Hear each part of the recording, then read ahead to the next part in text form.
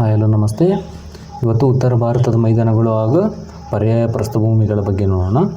ನಿನ್ನೆ ಕ್ಲಾಸ್ನಲ್ಲಿ ಅಂದರೆ ಹೋದ ಕ್ಲಾಸ್ನಲ್ಲಿ ನಮ್ಮ ಭಾರತದ ಹಿಮಾಲಯ ಪರ್ವತಗಳ ಬಗ್ಗೆ ವಿಡಿಯೋ ಮಾಡಿದ್ದೀನಿ. ಸೊ ಅದನ್ನು ನೋಡ್ಕೊಂಡು ಬನ್ನಿ. ಅಂದರೆ ಈಗ ಭಾರತದ ಮೇಲ್ಮೈ ಲಕ್ಷಣಗಳಲ್ಲಿ ಮೇನ್ ಇದು ಮೂರನೇ, ಅಂದರೆ ಇದು ಉತ್ತರ ಭಾರತದ ಮೈದಾನಗಳು ಎರಡನೇ ಟಾಪಿಕ್ಕು, ಪರ್ಯಾಯ ಪ್ರಸ್ಥಭೂಮಿ ಮೂರನೇ ಟಾಪಿಕ್. ಫಸ್ಟ್ನೇ ಟಾಪಿಕ್ ಏನಂತಂದರೆ ಹಿಮಾಲಯ ಪರ್ವತಗಳು, ಅದರ ಬಗ್ಗೆ ವಿಡಿಯೋ ಆಗಲೇ ಮಾಡಿದ್ದೀನಿ, ನೋಡ್ಕೊಂಡು ಬನ್ನಿ. ಮುಂದಿನ ಕ್ಲಾಸಲ್ಲಿ ಕರಾವಳಿ ಮತ್ತು ದ್ವೀಪಗಳ ಬಗ್ಗೆ ಮಾಡ್ತೀನಿ. ಕ್ಲಾಸ್ ಚೆನ್ನಾಗಿರುತ್ತೆ. ಆ್ಯಂಡ್ ಈ ಕ್ಲಾಸ್ ನಿಮಗೆ ಯೂಸ್ಫುಲ್ ಅನಿಸಿದರೆ ಲೈಕ್ ಮಾಡಿ, ಶೇರ್ ಮಾಡಿ ಹಾಗೂ ಸಬ್ಸ್ಕ್ರೈಬ್ ಮಾಡಿ. ಕ್ಲಾಸ್ ಸ್ಟಾರ್ಟ್ ಮಾಡೋಣ. ಉತ್ತರ ಭಾರತದ ಮೈದಾನಗಳು ಹಿಮಾಲಯದ ದಕ್ಷಿಣ ಭಾಗದಲ್ಲಿ ಹಾಗೂ ದಕ್ಷಿಣ ಪೀಠಭೂಮಿ ಅಂದರೆ ನಮ್ಮ ಡೆಕ್ಕನ್ ಪ್ರಸ್ಥಭೂಮಿ ನಡುವೆ ಇರುವ ವಿಶಾಲ ಸಮತಟ್ಟಾದ ಪ್ರದೇಶ. ಇವು ಸಿಂಧೂ, ಗಂಗಾ, ಬ್ರಹ್ಮಪುತ್ರ ನದಿಗಳಿಂದ ಬಂದ ಅಲ್ಯೂವಿಯಲ್ ಮಣ್ಣು ಇದೆಲ್ಲ, ಇದು ಬಹಳ ಸಮೃದ್ಧವಾದ ಮಣ್ಣು, ಇದರಿಂದ ನಿರ್ಮಾಣಗೊಂಡಿದೆ. ಅಲ್ಯೂವಿಯಲ್ ಮಣ್ಣುಗಳಲ್ಲಿ 4 ಥರ ಇವೆ, ಅವನ್ನು ಕೂಡ ನೋಡೋಣ. ನೆಕ್ಸ್ಟ್, ಉತ್ತರ ಭಾರತದ ಮೈದಾನಗಳು ಸುಮಾರು 2400ರಿಂದ 3200 ಕಿಲೋಮೀಟರ್ ಉದ್ದ ಇದ್ದಾವೆ. ಅಗಲ 150ರಿಂದ 300 ಕಿಲೋಮೀಟರ್ ಅಗಲ ಇದ್ದಾವೆ. ಒಟ್ಟು ವಿಸ್ತೀರ್ಣ ಸುಮಾರು 7 ಲಕ್ಷ ಚದುರ ಕಿಲೋಮೀಟರ್ ಇದೆ. ಸಮುದ್ರ ಮಟ್ಟದಿಂದ 100ರಿಂದ 300 ಮೀಟರ್ ಎತ್ತರ ಇದೆ. ಈ ಮೈದಾನಗಳು ಜಗತ್ತಿನ ಅತಿ ದೊಡ್ಡ ಅಲ್ಯೂವಿಯಲ್ ಮೈದಾನ ಅಂತಲೂ ಇದನ್ನು ಪರಿಗಣಿಸ್ತಾರೆ. ಉತ್ತರ ಭಾರತದ ಮೈದಾನಗಳು ಹೇಗೆ ನಿರ್ಮಾಣ ಆದವು ಅಂತಂದರೆ, ಹಿಮಾಲಯ ನಿರ್ಮಾಣದ ನಂತರ ದೊಡ್ಡ ಗುಂಡಿ ಪ್ರದೇಶ 4 ಡೀಪ್ ಬೇಸಿನ್ ಉಂಟಾಯಿತು. ಅಂದರೆ ನಮ್ಮ ಪ್ಯಾಂಜಿಯ ಭೂಭಾಗ ಬಂದು 2 ಡಿಕ್ಕೆ ಹೊಡೆದು ಹಿಮಾಲಯ ಪರ್ವತಗಳು ನಿರ್ಮಾಣ ಆದವು. ಸೊ ಆ ಹಿಮಾಲಯ ಪರ್ವತ ಕೆಳಗಡೆ ಇರುವ ನಮ್ಮ ಉತ್ತರ ಭಾರತ ಮೈದಾನ ದೊಡ್ಡ ಕುಳಿ ಉಂಟಾಯಿತು. ಅಂದರೆ ಇಲ್ಲಿ ದೊಡ್ಡ ಕುಳಿತ ಉಂಟಾಯಿತು, 4 ಲೈನ್ ಬೇಸಿನ್. ಆ ಅದೇ ಉತ್ತರ ಭಾರತ ಮೈದಾನ ಆಯಿತು. ಸೊ ಆ ಕುಳಿ ಪ್ರದೇಶ ಹೇಗೆ ಮೈದಾನ ಆಗಿ ಪರಿವರ್ತನೆ ಹೊಂದಿದೆ ಅಂತಂದರೆ, ನಮ್ಮ ಸಿಂಧೂ, ಗಂಗಾ, ಬ್ರಹ್ಮಪುತ್ರ ನದಿಗಳಿದಾವಲ್ಲ, ಸೊ ಅಲ್ಲಿಂದ ಬಂದ ಅಲ್ಯೂವಿಯಲ್ ಮಣ್ಣು, ಆ ಮಣ್ಣು ಸಮತಟ್ಟಾಗಿ ಮಾಡ್ತದೆ. ಸೊ ನೆಕ್ಸ್ಟ್, ಹಿಮಾಲಯದಿಂದ ಹರಿಯುವ ನದಿಗಳು, ಇದನ್ನು ನೋಡೋಣ. ಅದಕ್ಕಿಂತ ಮುಂಚೆಗೆ ಮ್ಯಾಪ್ ರೆಡಿ ಮಾಡೋಣ. ಭೌಗೋಳಿಕ ವಿಸ್ತೀರ್ಣ ಜಗತ್ತಿನ ಅತಿ ದೊಡ್ಡ ಮೆಕ್ಕಲು ಮೈದಾನ ಅಂತಲೂ ಕರೀತಾರೆ. ಈಗ ನೋಡಿದವಲ್ಲ, ಇದು ಉತ್ತರ ಭಾರತದ ಮೈದಾನ, ಇಲ್ಲಿ ಆಗ್ತಿದ್ದಾನೆ, ಇದು ಉತ್ತರ ಭಾರತದ ಮೈದಾನ. ಸೊ 2400ರಿಂದ 3200 ಕಿಲೋಮೀಟರ್ ಉದ್ದ ಇದೆ ಈ ರೀತಿಯಾಗಿ. ಮತ್ತು ಸುಮಾರು 150ರಿಂದ 300 ಕಿಲೋಮೀಟರ್ ಉತ್ತರದಿಂದ ದಕ್ಷಿಣಕ್ಕೆ ಈ ರೀತಿ 150ರಿಂದ 300 ಕಿಲೋಮೀಟರ್ ಇದೆ. ಸೊ 7 ಲಕ್ಷ ಚದುರ ಕಿಲೋಮೀಟರ್ ಇದೆ. ನೆಕ್ಸ್ಟ್, ಉತ್ತರ ಭಾರತದ ನದಿಗಳಂದರೆ ಸಿಂಧೂ, ಗಂಗಾ, ಬ್ರಹ್ಮಪುತ್ರ, ಇವು ಪ್ರಮುಖ ನದಿಗಳಾಗಿರ್ತವೆ. ಮತ್ತು ಇದರ ಉಪನದಿಗಳು ಕೂಡ ಇದ್ದಾವೆ. ಈ ಎಲ್ಲ ನದಿಗಳಿದಾವಲ್ಲ, ಇವು ಮಣ್ಣು, ಮರಳು, ಸಿಲ್ಟ್ಗಳನ್ನು ತಂದು ಇಲ್ಲಿ ಜಮಾ ಮಾಡ್ತವೆ. ಅಂದರೆ ಉತ್ತರ ಭಾರತದಲ್ಲಿ, ಅಂದರೆ ಮೈದಾನದಲ್ಲಿ ಜಮಾ ಮಾಡ್ತವೆ. ಸೊ ಆ ಕುಳಿಯಲ್ಲಿ ಅಂದರೆ ಮೈದಾನಕ್ಕೆ ಮುಂಚೆ ಅಲ್ಲಿ ಕುಳಿ ಇತ್ತು. ಸೊ ಅಲ್ಲಿ ಜಮಾ ಮಾಡ್ತೇವೆ. ಅದು ನಂತರ ಅಂದರೆ ಸಾವಿರಾರು ವರ್ಷಗಳಲ್ಲಿ ಅದು ನೀರು ಹರಿದು ಅಲ್ಲಿ ಮರಳು, ಸಿಲ್ಟ್, ಮಣ್ಣುಗಳನ್ನು ತಂದು ಜಮಾ ಮಾಡಿದ ಮೇಲೆ ಅದು ಸಮತಟ್ಟಾದ ಮೈದಾನವಾಗಿ ಸಾವಿರಾರು ವರ್ಷ ಆದಮೇಲೆ ರೂಪುಗೊಳ್ಳುತ್ತೆ. ಆದ ಕಾರಣದಿಂದ ಈ ಪ್ರದೇಶದಲ್ಲಿ ಅತಿ ಹೆಚ್ಚು ಅಲ್ಯೂವಿಯಲ್ ಮಣ್ಣು ಸಮೃದ್ಧವಾಗಿದೆ. ನೆಕ್ಸ್ಟ್, ಉತ್ತರ ಭಾರತದ ಮೈದಾನಗಳು ಅಂದರೆ ಉತ್ತರ ಮೈದಾನಗಳ ಗಡಿಗಳು ಅಂದರೆ ಉತ್ತರದಲ್ಲಿ ಹಿಮಾಲಯ ಪರ್ವತಗಳು ಬರ್ತವೆ, ದಕ್ಷಿಣದಲ್ಲಿ ಪೆನಿನ್ಸುಲರ್ ಅಥವಾ ಪರ್ಯಾಯ ಪ್ರಸ್ಥಭೂಮಿ ಬರ್ತದೆ. ಸುಲೈಮಾನ್ ಅಂದರೆ ಪಶ್ಚಿಮಕ್ಕೆ ಸುಲೈಮಾನ್ ಮತ್ತು ಕೀರ್ತಾರ ಪರ್ವತಗಳು, ಇವು ಪಾಕಿಸ್ತಾನದಲ್ಲಿವೆ. ನಮ್ಮ ಭಾರತದಲ್ಲಿ ಅಂದರೆ ಪಾಕಿಸ್ತಾನ ಮತ್ತು ಭಾರತದಲ್ಲಿ ಥಾರ್ ಮರುಭೂಮಿ ಇದೆ, ಇಲ್ಲಿ ಬರ್ತದೆ. ಪೂರ್ವಕ್ಕೆ ಸುಲೈಮಾನ್ ಅಥವಾ ಕೀರ್ತಾರ ಪರ್ವತಗಳು, ಪೂರ್ವಕ್ಕೆ ಪೂರ್ವಾಂಚಲ ಬೆಟ್ಟಗಳು ಮತ್ತು ಸುಂದರ್ಬನ್ ಕಾಡುಗಳು ಬರ್ತವೆ. ನೆಕ್ಸ್ಟ್, ಮೈದಾನಗಳ ಉಗಮ, ಜಸ್ಟ್ ಗ್ಲ್ಯಾನ್ಸ್ ಮಾಡೋಣ. ಮೈದಾನಗಳ ಉಗಮ, 1ನೇ ಹಂತ ಟೆಕ್ಟೋನಿಯಲ್ ಗುಂಡಿಯ ನಿರ್ಮಾಣ. ಈಗ ಹೇಳಿದ ಹಾಗೆ ಹಿಮಾಲಯ ಪ್ಲೇಟ್ಗಳ ಡಿಕ್ಕಿಯಿಂದ ಇಲ್ಲಿ ಪರ್ವತಗಳು ಉದಯ ಆಗ್ತವೆ. ಸೊ ಅದರ ಕೆಳಗಿನ ಇಲ್ಲಿ ಇದೆಯಲ್ಲ, ಇದೇ ನಮ್ಮ ಉತ್ತರ ಭಾರತದ ಮೈದಾನ. ಸೊ ಈ ರೀತಿಯಾಗಿ ಗುಂಡಿಗಳು ಅಂದರೆ ದೊಡ್ಡ ಕುಸಿತ ಪ್ರದೇಶ ಅಂದರೆ ಪರ್ವತದ ಪಾದದ ಬಳಿ ಉಂಟಾದ ಆಳವಾದ ಭೌಗೋಳಿಕ ಕುಸಿತ ಈ ರೀತಿ ಆಗ್ತವೆ. ನೆಕ್ಸ್ಟ್, ಅದಾದ ಮೇಲೆ ಅಲ್ಲಿಂದ ಬಂದ ಈ ಹಿಮಾಲಯದಿಂದ ಬರ್ತಾವಲ್ಲ ಈ ನದಿಗಳು ಇಲ್ಲಿದೆ ನೋಡಿ. ಮೈದಾನಗಳ ಉಗಮ ಅಂತ 2 ನದಿಗಳ ಮೆಕ್ಕಲು ಮಣ್ಣಿನಿಂದ ಸಂಚಯನ. ಮೂಲ ನದಿಗಳು ಹಿಮಾಲಯದಿಂದ ಹರಿದು ಗಂಗಾ, ಸಿಂಧು, ಬ್ರಹ್ಮಪುತ್ರ ನದಿದು ಹರಿದು ಇಲ್ಲಿ ಮೆಕ್ಕಲು ಮಣ್ಣು ತಂದು ಬಿಡ್ತವೆ. ಇದೇ ಸಮತಟ್ಟಾದ ಮೈದಾನ ಆಗ್ತದೆ. ಓಕೆನಾ? ಮೆಕ್ಕಲು ಇಲ್ಲಿದೆ ನೋಡಿ. ಲಕ್ಷಾಂತರ ವರ್ಷಗಳ ನದಿಗಳು ತಂದಾಕಿದ ಮಣ್ಣೆ ಅಲ್ಲಿ ಗುಂಡಿ ತುಂಬಿ ಅಲ್ಲಿ ಮಣ್ಣಾಗುತ್ತದೆ. ಮೈದಾನವನ್ನು ರೂಪಿಸಿದ 3 ಪ್ರಮುಖ ನದಿ ವ್ಯವಸ್ಥೆಗಳು ಇಲ್ಲಿದೆಯಲ್ಲ, ಇದು ಸಮೃದ್ಧವಾಗಿ ಕಾರಣನೇ ಈ ಮೇನ್ 3 ನದಿಗಳು. ಅಂದರೆ 3 ನದಿಗಳಂದರೆ ಅದರ ಉಪನದಿಗಳು ಕೂಡ ಅದ್ರ ಜೊತೆಗೆ ಬಂದು ಅಂತಲೇ ಅರ್ಥ. ಓಕೆನಾ. ಈ ಭಾಗದಲ್ಲಿ ಸಿಂಧೂ ನದಿ ವ್ಯವಸ್ಥೆ, ಇಲ್ಲಿಂದ ಇಲ್ಲಿವರೆಗೂ ಗಂಗಾ ನದಿ, ಇದಷ್ಟು ಬ್ರಹ್ಮಪುತ್ರ ನದಿ. ಓಕೆನಾ. ನೆಕ್ಸ್ಟ್, ಉತ್ತರ ಮೈದಾನಗಳ ಮುಖ್ಯ ವಿಭಾಗಗಳು. ನದಿಯ ಆಧಾರದ ಮೇಲೆ ಉತ್ತರ ಮೈದಾನವನ್ನು 3 ವಿಭಾಗಗಳಲ್ಲಿ ವಿಂಗಡಿಸಲಾಗಿದೆ. ಮೊದಲನೇದಾಗಿ ಸಿಂಧೂ ನದಿ ಮೈದಾನ. ಇದನ್ನು ಪಂಜಾಬ್ ಮತ್ತು ಹರಿಯಾಣ ಮೈದಾನ ಅಂತಲೂ ಕರೀತಾರೆ. ಸಿಂಧೂ ನದಿ ಮೈದಾನವನ್ನು ಉತ್ತರ ಭಾರತದ ಮೈದಾನಗಳ ಪ್ರಮುಖ ಭಾಗಗಳಲ್ಲಿ ಒಂದಾಗಿದೆ. ಇದು ಮುಖ್ಯವಾಗಿ ಇಂದೂಸ್ ರಿವರ್ ಅಂದರೆ ಸಿಂಧೂ ನದಿ ಮತ್ತು ಅದರ ಉಪನದಿಗಳಿಂದ ಬಂದ ಅಲ್ಯೂವಿಯಲ್ ಮಣ್ಣಿನಿಂದ ನಿರ್ಮಾಣವಾದ ಸಮತಟ್ಟಾದ ಪ್ರದೇಶವಾಗಿದೆ. ಸಿಂಧೂ ನದಿ ಮೈದಾನವು ಮುಖ್ಯವಾಗಿ ಭಾರತದ ಉತ್ತರ ಮತ್ತು ಪಶ್ಚಿಮ ಭಾಗಗಳಲ್ಲಿ ಕಂಡುಬರುತ್ತದೆ. ಅಂದರೆ ಇಲ್ಲಿದೆ ನೋಡಿ, ಇದು ಉತ್ತರ. ಇದು ಉತ್ತರ ಮತ್ತು ಪಶ್ಚಿಮ. ಅಂದರೆ ಈ ರೀತಿ ಹಾಕಿದರೆ ಈ ಭಾಗ ಉತ್ತರದಲ್ಲಿ ಮತ್ತು ಪಶ್ಚಿಮಕ್ಕೆ ನಮ್ಮ ಸಿಂಧೂ ನದಿ ಮೈದಾನ ಕಾಣುತ್ತೆ. ಓಕೆನಾ, ಕಂಡುಬರುತ್ತದೆ. ಪ್ರಮುಖ ರಾಜ್ಯಗಳು ಅಂತಂದರೆ ಪಂಜಾಬು, ಹರಿಯಾಣ, ರಾಜಸ್ಥಾನದ ಕೆಲವು ಭಾಗ ಮತ್ತು ಪಾಕಿಸ್ತಾನದಲ್ಲಿ ಹರಡಿದೆ ಸಿಂಧೂ ನದಿ ಮೈದಾನ. ವಿಸ್ತೀರ್ಣ ಸುಮಾರು 1.5 ಲಕ್ಷ ಚದುರ ಕಿಲೋಮೀಟರ್ ಪ್ರದೇಶ ಹೊಂದಿದೆ. ಒಟ್ಟು ಉದ್ದ ಸುಮಾರು 3180 ಕಿಲೋಮೀಟರ್ ಬರುತ್ತೆ. ಅಂದರೆ 3180 ಕಿಲೋಮೀಟರ್ ಉದ್ದ ಇದೆ ಅಂತಲೂ ಹೇಳ್ತಾರೆ. ನೆಕ್ಸ್ಟ್, ಸಿಂಧೂ ನದಿ ಮೈದಾನ ಪಶ್ಚಿಮ ಭಾಗ. ಆಗಲೇ ತೋರಿಸಿನಲ್ಲ ಮ್ಯಾಪ್ನಲ್ಲಿ, ಅದೇ ಇದು ನಮ್ಮ ಭಾರತದ ಉತ್ತರ ಭಾಗ. ಇಲ್ಲಿದೆ ನೋಡಿ, ಜೀಲಂ ನದಿ, ಚಿನಾಬ್, ರಾವಿ, ಬಿಯಾಸ್, ಸಟ್ಲೇಜ್ ಇವು ಪ್ರಮುಖ ಉಪನದಿಗಳಾಗಿರ್ತವೆ. ಇದರಲ್ಲಿ ಮುಖ್ಯ ನದಿಗಳು ಸಿಂಧೂ ಇವೆಲ್ಲ ಹೇಳಿದ ನೀವು ಭೌಗೋಳಿಕ ವ್ಯಾಪ್ತಿ. ಭಾರತದಲ್ಲಿ ಪ್ರಮುಖವಾಗಿ ಪಂಜಾಬ್ ಮತ್ತು ಹರಿಯಾಣ ರಾಜ್ಯಗಳಲ್ಲಿ ಇದು ಭೌಗೋಳಿಕವಾಗಿ ಜಾಸ್ತಿ ಕಂಡುಬರುತ್ತೆ. ಮಣ್ಣಿನ ಲಕ್ಷಣ ನದಿಗಳ ನಡುವಿನ ದೋಆಬ್ ಪ್ರದೇಶಗಳಿಗೆ ಪ್ರಸಿದ್ಧವಾಗಿದೆ. ದೋಆಬ್ ಪ್ರದೇಶ ಅಂತಂದರೆ ನಿಮ್ಗೆ ಆಗಲೇ ಗೊತ್ತಾಗಿರುತ್ತೆ. ಇದೆಲ್ಲ ಇದು ದೋಆಬ್ ಪ್ರದೇಶ, ಇದು ದೋಆಬ್ ಪ್ರದೇಶ. 2 ನದಿಗಳ ನಡುವೆ ಇರುವ ಭೂಮಿಯನ್ನು ದೋಆಬ್ ಪ್ರದೇಶ ಅಂತಲೂ ಕರೀತಾರೆ. ನಿಮ್ಗೆ ಆಗಲೇ ಗೊತ್ತಾಗಿರುತ್ತೆ. ನಿಮಗೆ ಇನ್ನೊಂದು ಪ್ರಶ್ನೆ ಇದರಲ್ಲಿ, ನಮ್ಮ ಭಾರತಕ್ಕೆ ಸೇರಿರುವ, ಅಂದರೆ ಸಿಂಧೂ ನದಿ ಇದೆಲ್ಲ ನಮ್ಮ ಭಾರತಕ್ಕೆ ಸೇರಿರುವ 3 ನದಿಗಳಿದ್ದಾವೆ. ಯಾವಂತ ಕಮೆಂಟ್ ಮಾಡಿ. ಇನ್ನು ಸ್ವಲ್ಪ ಹೊತ್ತು ಬೇಕಾದ್ರೆ ಹೇಳ್ತೀನಿ, ಯಾವಂತ ಕಮೆಂಟ್ ಮಾಡಿ. ನೆಕ್ಸ್ಟ್, ಸಿಂಧೂ ನದಿ ಮತ್ತು ಅದರ ಹುಟ್ಟುವ ಸ್ಥಳ. ಸಿಂಧೂ ನದಿ ಹುಟ್ಟುವ ಸ್ಥಳ ಮೌಂಟ್ ಕೈಲಾಸ, ಅಂದರೆ ಕೈಲಾಸ ಪರ್ವತದಲ್ಲಿ ಹುಟ್ಟುತ್ತೆ. ಅಂದರೆ ಪರ್ಫೆಕ್ಟಾಗಿ ಹೇಳ್ತಾ ಇಲ್ಲ, ಜಸ್ಟ್ ನಾನು ಹೇಳ್ತಾ ಇರೋದು ಉತ್ತರ ಭಾರತದ ಮೈದಾನ ಬಗ್ಗೆ. ಪರ್ಫೆಕ್ಟಾಗಿ ಹೇಳ್ತಾ ಇಲ್ಲ. ಮೌಂಟ್ ಕೈಲಾಸ ಪರ್ವತದಲ್ಲಿ ಹುಟ್ಟುತ್ತೆ. ಇದು ಟಿಬೇಟ್ನಲ್ಲಿ ಹುಟ್ಟಿ ನಂತರ ಭಾರತ ಮತ್ತು ಪಾಕಿಸ್ತಾನ ಮೂಲಕ ಹರಿಯುತ್ತದೆ. ಸಿಂಧೂ ನದಿಯ ಪ್ರಮುಖ ಉಪನದಿಗಳು ಜೀಲಂ, ಚಿನಾಬ್, ರಾವಿ, ಬಿಯಾಸ್, ಸಟ್ಲೇಜ್. ಹೇಳಿ ಯಾವ ನದಿಗಳು ಭಾರತಕ್ಕೆ ಸೇರಿದವ ಅಂತ ತಂದು ಇವಾಗ ಕಮೆಂಟ್ ಮಾಡಿದಾರ ಅಂತ ಅಂದ್ಕೊಂಡಿದ್ದೀನಿ. ಯಾವ ನದಿಗಳಂತ ತಂದರೆ ರಾವಿ, ಬಿಯಾಸ್, ಸಟ್ಲೇಜ್ ಈ ನದಿಗಳು.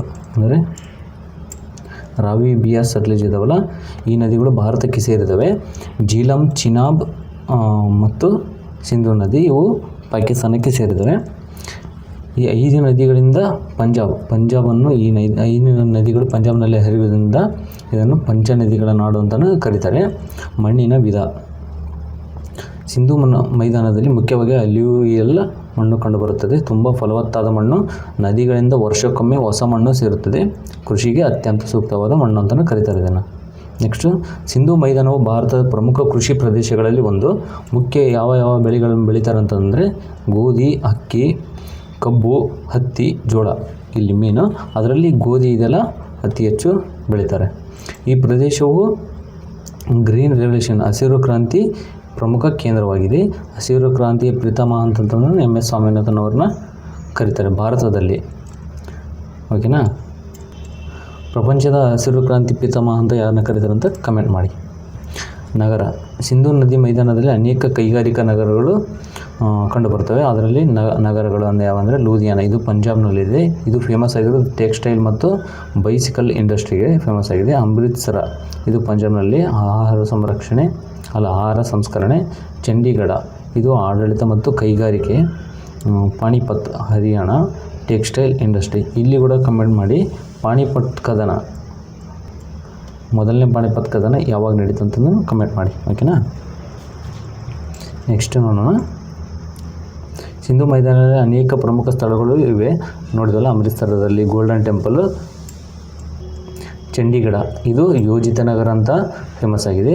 ಲೂಧಿಯಾನ, ಕೈಗಾರಿಕಾ ನಗರ. ಈ ಪ್ರದೇಶದಲ್ಲಿ ಪ್ರಾಚೀನ ನಾಗರಿಕತೆ ಕಂಡುಬಂದಿದೆ. ಅಂದರೆ ಪ್ರಾಚೀನ ನಾಗರಿಕತೆ ಅಂತಂದರೆ ನಿಮಗಾಗಲೇ ಗೊತ್ತಾಗಿರುತ್ತೆ ಅನಿಸುತ್ತೆ, ಅದೇ ನಮ್ಮ ಸಿಂಧೂ ನಾಗರಿಕತೆ ಇಂಡಸ್ ವ್ಯಾಲಿ ಸಿವಿಲೈಸೇಷನ್ ಇಲ್ಲಿ ಕಂಡುಬರುತ್ತೆ. ಇದು ಜಗತ್ತಿನ ಅತ್ಯಂತ ಪ್ರಾಚೀನ ನಾಗರಿಕತೆಗಳಲ್ಲಿ ಒಂದು, ಓಕೆನಾ. ನೆಕ್ಸ್ಟ್, ಗಂಗಾ ನದಿ ಮೈದಾನ. ಗಂಗಾ ಮೈದಾನವು ಉತ್ತರ ಭಾರತ ಮೈದಾನಗಳ ಅತ್ಯಂತ ದೊಡ್ಡ ಮತ್ತು ಪ್ರಮುಖ ಭಾಗವಾಗಿದೆ. ಮುಖ್ಯವಾಗಿ ಗಂಗಾ ರಿವರ್ ಅಂದರೆ ಗಂಗಾ ನದಿ ಮತ್ತು ಅದರ ಉಪನದಿಗಳಿಂದ ನಿರ್ಮಾಣವಾದ ಅಲ್ಯೂವಿಯಲ್ ಸಮತಟ್ಟಾದ ಪ್ರದೇಶವಾಗಿದೆ. ಅಲ್ಯೂವಿಯಲ್ ಮೀನ್ಸ್ ಮಣ್ಣು, ಅಲ್ಯೂವಿಯಲ್ ಮಣ್ಣು ಅಂತ ಕರೀತಾರೆ. ಇದರ ವ್ಯಾಪ್ತಿ ಗಂಗಾ ಮೈದಾನವು ಪಶ್ಚಿಮದಲ್ಲಿ ಯಮುನಾ ನದಿ ಪ್ರದೇಶದಿಂದ ಆರಂಭವಾಗಿ ಪೂರ್ವದಲ್ಲಿ ಗಂಗಾ ಬ್ರಹ್ಮಪುತ್ರ ನದಿ ಡೆಲ್ಟಾವರೆಗೆ ಹರಡಿದೆ. ಪ್ರಮುಖ ರಾಜ್ಯಗಳು ಉತ್ತರ ಪ್ರದೇಶ, ಬಿಹಾರ್, ಜಾರ್ಖಂಡ್, ವೆಸ್ಟ್ ಬೆಂಗಾಲ್. ಓಕೆ, ಜಾರ್ಖಂಡ್ನ ಕೆಲವು ಭಾಗಗಳಲ್ಲಿ ಬರುತ್ತೆ. ವಿಸ್ತೀರ್ಣ ಸುಮಾರು 3,75,000 ಲಕ್ಷ ಚದರ ಕಿಲೋಮೀಟರ್ ಇದೆ. ಗಂಗಾ ನದಿ ಮತ್ತು ಅದರ ಹುಟ್ಟುವ ಸ್ಥಳ. ಗಂಗಾ ನದಿ ಹುಟ್ಟುವುದು ಗಂಗೋತ್ರಿ ಗ್ಲೇಸಿಯರ್ನಲ್ಲಿ ಹುಟ್ಟುತ್ತೆ. ಇಲ್ಲಿ ಹುಟ್ಟುವ ನದಿಯನ್ನು ಭಗೀರಥಿ ನದಿ ಅಂತಲೂ ಕರೀತಾರೆ. ಮೊದಲು ಅಲ್ಲಿ ಹುಟ್ಟೋದು ಭಗೀರಥಿ ನದಿ. ಗಂಗಾ ನದಿಯ ಒಟ್ಟು ಉದ್ದ ಸುಮಾರು 2,525 ಕಿಲೋಮೀಟರ್. ನಂತರ ಅಂದರೆ ಇಲ್ಲಿ ಹುಟ್ಟುವ ನದಿ ಭಗೀರಥಿ ಆಗಿರುತ್ತಲ್ಲ, ಇದು ನಂತರ ಅಲಕಾನಂದ ನದಿ ಜೊತೆ ಸೇರಿ ಗಂಗಾ ನದಿ ಅಂತ ಹೆಸರು ಪಡ್ಕೊತದೆ. ಅಂದರೆ ಅಲಕಾನಂದ ನದಿ ಜೊತೆ ಎಲ್ಲಿ ಸಂಗಮ ಆಗುತ್ತೆ ಅಂತಂದರೆ ದೇವಪ್ರಯಾಗದಲ್ಲಿ ಸಂಗಮ ಆಗುತ್ತೆ. ಭಾರತದ ಅತ್ಯಂತ ದೊಡ್ಡ ಮೈದಾನ ಕೂಡ ಹೌದು ಇದು ಗಂಗಾ ನದಿ ಮೈದಾನ. ನೆಕ್ಸ್ಟ್, ಗಂಗಾ ನದಿಗೆ ಅನೇಕ ಉಪನದಿಗಳು ಸೇರಿವೆ.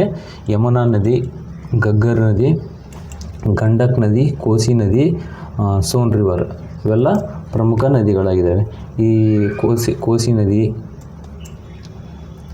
ಈ ಕೋಸಿ ರಿವರ್ ಇದೆಲ್ಲ, ಇದಕ್ಕೆ ಇದು ಕೂಡ ಫೇಮಸ್ ಇದೆ. ಬಿಹಾರದ ಕಂಡೀರನ್ ನದಿ ಅಂತಲೂ ಕರೀತಾರೆ. ಸೋನ್ ರಿವರ್ ಇದನ್ನು ಕೂಡ ಕ್ವಶನ್ ಆಗಿದೆ ನೋಡಿ. ಯಾವ ಕ್ವಶನ್ ಅಂತಂದರೆ, ಭಾರತದಲ್ಲಿ ಈಶಾನ್ಯಕ್ಕೆ ಹರಿಯುವ ನದಿ ಅಂತಲೂ ಸೋನ್ ರಿವರ್ನ ಕರೀತಾರೆ. ಯಮುನಾ ನದಿ ಕೂಡ ಫೇಮಸ್ಸು. ಗಂಗಾ ನದಿಯ ಅತಿ ದೊಡ್ಡ ಉಪನದಿ ಕೂಡ ಆಗಿದೆ. ಮಣ್ಣಿನ ವಿಧ. ಗಂಗಾ ಮೈದಾನದಲ್ಲಿ ಮುಖ್ಯವಾಗಿ ಅಲ್ಯೂವಿಯಲ್ ಮಣ್ಣು ಕಂಡುಬರುತ್ತದೆ. ವಿಶೇಷತೆಗಳು: ಅತ್ಯಂತ ಫಲವತ್ತಾದ ಮಣ್ಣು, ನದಿಗಳಿಂದ ವರ್ಷಕ್ಕೊಮ್ಮೆ ಹೊಸ ಮಣ್ಣು ಸೇರುತ್ತದೆ, ಕೃಷಿಗೆ ತುಂಬ ಸೂಕ್ತವಾದ ಮಣ್ಣು. ಇದೆಲ್ಲ ಇದು ಗಂಗಾ ನದಿ ಮೈದಾನದ ಪ್ರದೇಶವಾಗಿರುತ್ತೆ. ಭೌಗೋಳಿಕ ವ್ಯಾಪ್ತಿ: ಉತ್ತರ ಪ್ರದೇಶ, ಬಿಹಾರ್, ಪಶ್ಚಿಮ ಬಂಗಾಳ ರಾಜ್ಯಗಳನ್ನು ಒಳಗೊಂಡಿದೆ. ಅತಿ ದೊಡ್ಡ ವಿಭಾಗ. ಮುಖ್ಯ ನದಿಗಳು: ಗಂಗಾ ನದಿ, ಅದರ ಉಪನದಿಗಳು ಯಮುನಾ, ಘಗ್ರ, ಗಂಡಕ್ ಮತ್ತು ಕೋಸಿ. ಈಗಾಗಲೇ ನೋಡಿದಲ್ಲ. ಭಾರತದ ಅತಿ ಹೆಚ್ಚು ಜನಸಾಂದ್ರತೆ ಹೊಂದಿರುವ ಹಾಗೂ ಕೃಷಿಗೆ ಅತ್ಯಂತ ಯೋಗ್ಯವಾದ ಪ್ರದೇಶ ಇದಾಗಿದೆ. ಈ ಗಂಗಾ ನದಿಯೆಲ್ಲ ಈ ರೀತಿ ಹುಟ್ಟಿ ಈ ರೀತಿ ಪಶ್ಚಿಮ ಬಂಗಾಳದಲ್ಲಿ ಬಂಗಾಳ ಕೊಲ್ಲಿಯನ್ನು ಸೇರುತ್ತೆ. ನೆಕ್ಸ್ಟ್, ಈ ನದಿಗಳು ತುಂಬ ಜಮಾ ಮಾಡಿದ ಮಣ್ಣುಗಳನ್ನು ಅಲ್ಯೂವಿಯಲ್ ಡೆಪಾಸಿಟ್ಸ್ ಎಂದು ಕರೆಯುತ್ತಾರೆ. ಈ ಮಣ್ಣಿನ ವಿಧಗಳು ಯಾವ ಅಂತ ನೋಡೋಣ. ಭಾಬರ್, ತರಾಯಿ, ಬಂಗರ್ ಮತ್ತು ಖಾದರ್ ಇವು ಅಲ್ಯೂವಿಯಲ್ ಮಣ್ಣಿನ ವಿಧಗಳಾಗಿರುತ್ತವೆ. ಈ ಮಣ್ಣಿನಿಂದಲೇ ಉತ್ತರ ಭಾರತ ಮೈದಾನಗಳು ಅತ್ಯಂತ ಫಲವತ್ತಾದ ಕೃಷಿ ಪ್ರದೇಶವಾಗಿದೆ. ಗಂಗಾ ಮೈದಾನವು ಭಾರತದ ಪ್ರಮುಖ ಕೃಷಿ ಪ್ರದೇಶವಾಗಿದೆ. ಮುಖ್ಯ ಬೆಳೆಗಳು ಅಕ್ಕಿ, ಗೋಧಿ, ಕಬ್ಬು, ಜೂಟ್, ಮೆಕ್ಕೆಜೋಳ. ಈ ಪ್ರದೇಶವನ್ನು ಭಾರತದ ಅನ್ನದ ಭಂಡಾರ ಅಂತಲೂ ಕರೀತಾರೆ. ನೆಕ್ಸ್ಟ್, 6 ಪ್ರಮುಖ ನಗರಗಳು ಮತ್ತು ಕೇಂದ್ರಗಳು. ಪ್ರಮುಖ ನಗರಗಳು ಮತ್ತು ಕೇಂದ್ರಗಳು. ಲಕ್ನೋ ಉತ್ತರ ಪ್ರದೇಶ ಆಡಳಿತ ಕೇಂದ್ರ ಆಗಿದೆ. ಇದು ಕಾನ್ಪುರ ಚರ್ಮ ಕೈಗಾರಿಕೆಗೆ ಫೇಮಸ್. ವಾರಾಣಸಿ ರೇಷ್ಮೆ ಸೀರೆಗಳಿಗೆ ಫೇಮಸ್. ಪ್ರಯಾಗ್ರಾಜ್ ಸಂಗಮ ಸ್ಥಳ. 3 ನದಿಗಳು ಸಂಗಮ ಆಗುತ್ತೆ. ಯಾವಂತ ಹೇಳ್ಬಿಡ್ತೀನಿ ನೋಡಿ. ಗಂಗಾ, ಯಮುನಾ, ಸರಸ್ವತಿ ಈ ನದಿಗಳ ಸಂಗಮ ಆಗುತ್ತೆ ಪ್ರಯಾಗ್ರಾಜ್ನಲ್ಲಿ. ಪಾಟ್ನಾ ಬಿಹಾರ್ ಐತಿಹಾಸಿಕ ನಗರ. ಕೋಲ್ಕತ್ತಾ ವೆಸ್ಟ್ ಬೆಂಗಾಲ್ ಜೂಟ್ ಕೈಗಾರಿಕೆಗೆ ಫೇಮಸ್. ಜೂಟ್ ಕೈಗಾರಿಕೆ ಅಂದರೆ ಸೆಣಬಿನ ಕೈಗಾರಿಕೆ, ಓಕೆನಾ. ಜೂಟ್ ಅಂದರೆ ಸೆಣಬಿನ ಕೈಗಾರಿಕೆಗೆ ಫೇಮಸ್. ಪ್ರಮುಖ ಕೈಗಾರಿಕಾ ಕೇಂದ್ರಗಳು ಈಗ ನೋಡಿದರೆ ಚರ್ಮ ಕೈಗಾರಿಕೆ ಕಾನ್ಪುರ, ಜೂಟ್ ಕೈಗಾರಿಕೆ ಕೋಲ್ಕತ್ತಾ, ಸಕ್ಕರೆ ಕೈಗಾರಿಕೆ ಉತ್ತರ ಪ್ರದೇಶ, ಕಾಗದ ಕೈಗಾರಿಕೆ ವೆಸ್ಟ್ ಬಂಗಾಲ್. ಗಣಿಗಳು ಗಂಗಾ ಮೈದಾನದ ಸುತ್ತಮುತ್ತ ಪ್ರಮುಖ ಗಣಿಗಳು ಕಂಡುಬರುತ್ತವೆ. ಜರಿಯಾ ಕೋಲ್ಫೀಲ್ಡ್ ಅಂದರೆ ಕಲ್ಲಿದ್ದಲಿಗೆ ಜರಿಯಾ ಅಂತ ಫೇಮಸ್. ಇದು ಜಾರ್ಖಂಡ್ ರಾಜ್ಯದಲ್ಲಿ, ಮತ್ತು ಧನಾಬಾದ್ ಕೂಡ ಕಲ್ಲಿದ್ದಲಿಗೆ ಫೇಮಸ್. ಇವು ಭಾರತದಲ್ಲಿ ಪ್ರಮುಖ ಕಲ್ಲಿದ್ದಲು ಗಣಿಗಳಾಗಿವೆ. ನೆಕ್ಸ್ಟ್ ವಿಶೇಷ ಸ್ಥಳಗಳು. ಸುಂದರ್ಬನ್ಸ್ ಜಗತ್ತಿನ ದೊಡ್ಡ ಮ್ಯಾಂಗ್ರೋವ್ ಕಾಡು, ಜಗತ್ತಿನ ಅತಿ ದೊಡ್ಡ ಮ್ಯಾಂಗ್ರೋವ್ ಕಾಡು ಸುಂದರ್ಬನ್ಸ್. ವಾರಣಾಸಿ ಜಗತ್ತಿನ ಹಳೆಯ ನಗರಗಳಲ್ಲಿ ಒಂದು. ಪ್ರಯಾಗರಾಜ್ ಗಂಗಾ ಯಮುನಾ ಸಂಗಮ, ಗಂಗಾ ಯಮುನಾ ಮತ್ತು ಸರಸ್ವತಿ. ಗಂಗಾ ನದಿ ಅತ್ಯಂತ ದೊಡ್ಡ ಡೆಲ್ಟಾವನ್ನು ರಚಿಸುತ್ತದೆ. ಸುಂದರ್ಬನ್ಸ್ ಇದು ಜಗತ್ತಿನ ಅತಿ ದೊಡ್ಡ ಡೆಲ್ಟಾವಾಗಿದೆ. ಬ್ರಹ್ಮಪುತ್ರ ನದಿ ಮೈದಾನ. ಬ್ರಹ್ಮಪುತ್ರ ನದಿ ಮೈದಾನವು ಉತ್ತರ ಭಾರತದ ಮೈದಾನಗಳ ಪ್ರಮುಖ ಭಾಗಗಳಲ್ಲಿ ಒಂದು. ಇದು ಮುಖ್ಯವಾಗಿ ಬ್ರಹ್ಮಪುತ್ರ ನದಿಯಿಂದ ನಿರ್ಮಾಣವಾದ ಸಮತಟ್ಟಾದ ಅಲ್ಯೂವಿಯಲ್ ಮೈದಾನವಾಗಿದೆ. ಈ ಮೈದಾನವು ಮುಖ್ಯವಾಗಿ ಅಸ್ಸಾಂ ಕಣಿವೆಯಲ್ಲಿ ಕಂಡುಬರುತ್ತದೆ. ಇದರ ವಿಸ್ತೀರ್ಣ. ಬ್ರಹ್ಮಪುತ್ರ ಮೈದಾನವು ಮುಖ್ಯವಾಗಿ ಭಾರತದ ಈ ಭಾಗದಲ್ಲಿ ಕಂಡುಬರುತ್ತದೆ. ಅಸ್ಸಾಂ ಮತ್ತು ಅರುಣಾಚಲ ಪ್ರದೇಶದ ಕೆಲವು ಭಾಗ. ವಿಸ್ತೀರ್ಣ ಸುಮಾರು 56,000 ಚದುರ ಕಿಲೋಮೀಟರ್ ಅಂದಾಜಾಗಿದೆ. ಈ ಮೈದಾನವನ್ನು ಸಾಮಾನ್ಯವಾಗಿ ಅಸ್ಸಾಂ ಕಣಿವೆ ಅಂದರೆ ಅಸ್ಸಾಂ ವ್ಯಾಲಿ ಅಂತಲೂ ಕರೀತಾರೆ. ಇದರ ಉದ್ದ 720 ಕಿಲೋಮೀಟರ್ ಉದ್ದ ಇದೆ ಬ್ರಹ್ಮಪುತ್ರ ನದಿ, ಮತ್ತು ಅಗಲ 80ರಿಂದ 100 ಕಿಲೋಮೀಟರ್ ಇದೆ. ನೆಕ್ಸ್ಟ್ ಬ್ರಹ್ಮಪುತ್ರ ಮೈದಾನ. ಇಲ್ಲಿದೆಲ್ಲ ಇದನ್ನೇ ಬ್ರಹ್ಮಪುತ್ರ ಮೈದಾನ ಅಂತಲೂ ಕರೀತಾರೆ. ನೋಡಿ, ಮುಖ್ಯ ನದಿ ಬ್ರಹ್ಮಪುತ್ರ ಮತ್ತು ಅದರ ಉಪನದಿಗಳು ತೀಸ್ತಾ, ಮಾನಸ್ ಇನ್ನೂ ಇದ್ದಾವೆ. ಭೌಗೋಳಿಕ ವ್ಯಾಪ್ತಿ ಅಸ್ಸಾಂ ಕಣಿವೆಯಲ್ಲಿ ಅಸ್ಸಾಂ ವ್ಯಾಲಿಯಲ್ಲಿ ಕಂಡುಬರುತ್ತದೆ. ವಿಶೇಷತೆ ಏನೆಂದರೆ ಕಿರಿದಾದ ಮೈದಾನವಾಗಿದ್ದರೂ ವಿಪರೀತ ಮಳೆಯಿಂದಾಗಿ ಭಾರೀ ಮೆಕ್ಕಲು ಮಣ್ಣಿನ ನಿಕ್ಷೇಪ ಮತ್ತು ಪ್ರವಾಹ ಪೀಡಿತ ಪ್ರದೇಶವಾಗಿದೆ. ಅತಿ ಹೆಚ್ಚು ಮಳೆಯಾಗುತ್ತದೆ ಇಲ್ಲಿ ನಮ್ಮ ಭಾರತಕ್ಕೆ ಎಂಟ್ರಿ ಕೊಟ್ಟು ಈ ರೀತಿ ಅಸ್ಸಾಂನಿಂದ ಮೇಘಾಲಯ ದಾಟಿ ಬಾಂಗ್ಲಾದೇಶದಿಂದ ಬಂಗಾಳ ಕೊಲ್ಲಿಯನ್ನು ಸೇರುತ್ತೆ ಇದು. ನೆಕ್ಸ್ಟ್ ಇದು ಎಲ್ಲಿ ಉಗಮ ಆಗುತ್ತೆ ಅಂತ ನೋಡೋಣ. ಬ್ರಹ್ಮಪುತ್ರ ನದಿ ಎಲ್ಲಿ ಉಗಮ ಆಗುತ್ತೆ ಅಂದರೆ, ಉತ್ಪತ್ತಿ ಆಗುವ ಸ್ಥಳ ಅಂಗ್ಶಿ ಗ್ಲೇಸಿಯರ್ ಟಿಬೆಟ್ ಪ್ರದೇಶದಲ್ಲಿ ಅಲ್ಲಿ ಉತ್ಪತ್ತಿ ಆಗಿದೆ. ಟಿಬೆಟ್ನಲ್ಲಿ ಇದನ್ನು ಚಾಂಗ್ಪೋ ಅಂತಲೂ ಕರೀತಾರೆ. ಬ್ರಹ್ಮಪುತ್ರ ನದಿಗೆ ಸೇರುವ ಪ್ರಮುಖ ನದಿಗಳು Subansiri, Lohit river, Dibang river, Manas river. ಹಾಗೂ ಮುಖ್ಯ ಬೆಳೆಗಳು ಅಕ್ಕಿ, ಚಹಾ, ಜೂಟ್ ಅಂದರೆ ಸೆಣಬು ಮತ್ತು ಕಬ್ಬು. ಸುಬನ್ಸಿರಿ, ಲೋಹಿತ್ ನದಿ ಯಾವುದಕ್ಕೆ ಫೇಮಸ್ ಅಂತಂದರೆ ಇದನ್ನು ಕೆಂಪು ನದಿ ಅಂತಲೂ ಕರೀತಾರೆ, ಮತ್ತು ಇದಕ್ಕೆ ದೊಡ್ಡ ಉದ್ದವಾದ ಅಣೆಕಟ್ಟನ್ನು ನಿರ್ಮಾಣ ಆಗಿದೆ. ದಿಬಾಂಗ್ ರಿವರ್, ಮಾನಸ್ ರಿವರ್ ಇವು ಕೂಡ ಫೇಮಸ್ಸು. ಪ್ರಮುಖ ನಗರಗಳು ಗೌಹಾಟಿ ಪ್ರಮುಖ ವ್ಯಾಪಾರ ಕೇಂದ್ರ, ದಿಬ್ರುಗಢ್ ಚಹಾ ಕೈಗಾರಿಕೆ, ತೇಜ್ಪುರ್ ಅಸ್ಸಾಂನಲ್ಲಿ ಶಿಕ್ಷಣ ಮತ್ತು ಸಂಸ್ಕೃತಿಗೆ ಫೇಮಸ್ಸು. ಮಜುಲಿ ಇದು ಜಗತ್ತಿನ ಅತಿ ದೊಡ್ಡ ನದಿ ದ್ವೀಪ ಆಗಿದೆ.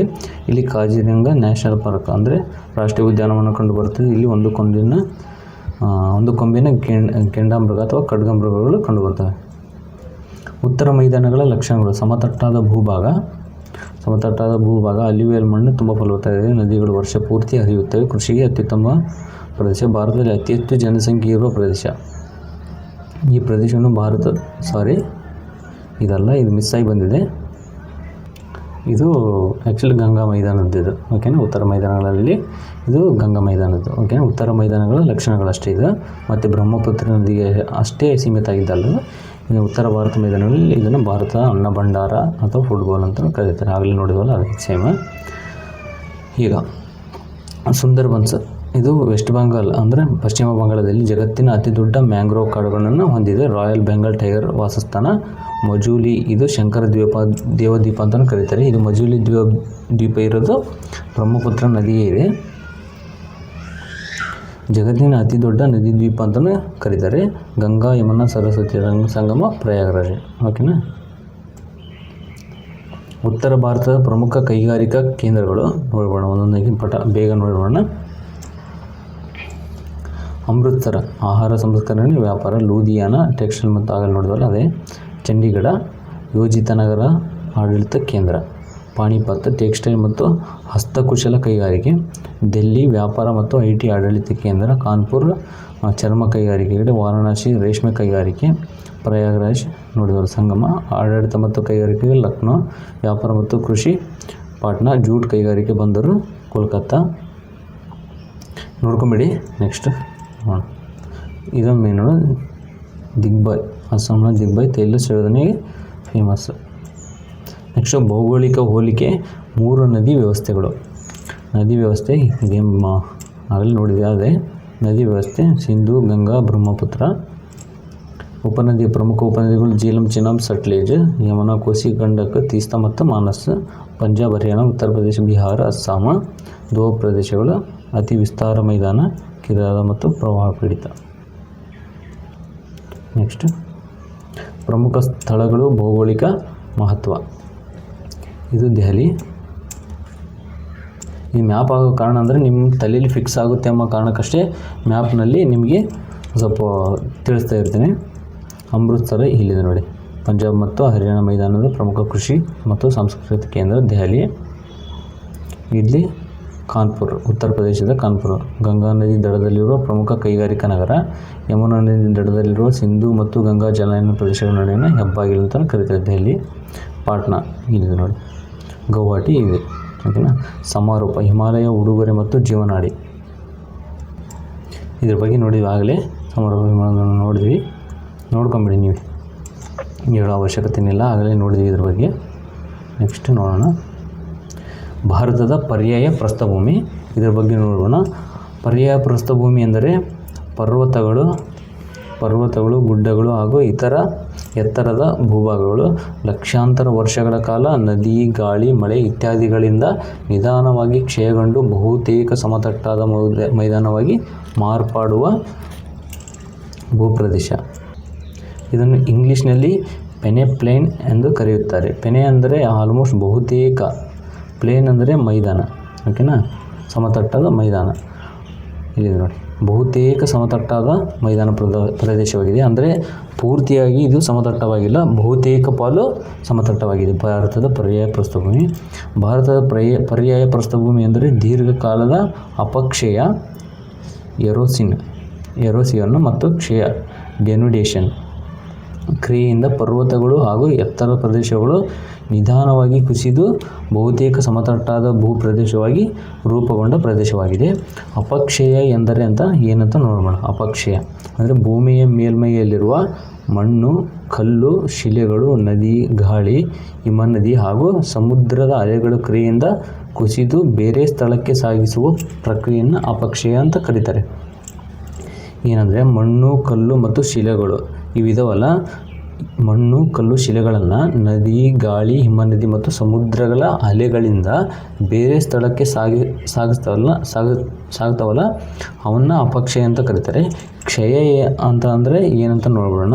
ಭೂಮಿಯ ಮೇಲ್ಮೈಯಲ್ಲಿರುವ ಕಲ್ಲುಗಳು ಮತ್ತು ಶಿಲೆಗಳು ಪ್ರಕೃತಿಯ ಪ್ರಭಾವದಿಂದ ನಿಧಾನವಾಗಿ ಕುಸಿದು ಸಣ್ಣ ಭಾಗಗಳಾಗಿ ಒಡೆಯುವ ಪ್ರಕ್ರಿಯೆ. ಅಂದರೆ ಇವು ಅಪಕ್ಷಯ ಅಂದರೆ ಒಂದು ಕಡೆಯಿಂದ ಇನ್ನೊಂದು ಕಡೆ ಹೋಗಿ ಅವು ಮತ್ತೆ ಮೈದಾನವಾಗಿ ಪರಿವರ್ತನೆ ಹೊಂದುತ್ತವೆ. ಅಂದರೆ ಅವಕ್ಕೆ ಹೆಲ್ಪ್ ಮಾಡೋವು ಯಾವ ಅಂದರೆ ನದಿ, ಗಾಳಿ, ಹಿಮನದಿ ಮತ್ತು ಸಮುದ್ರದ ಅಲೆಗಳು.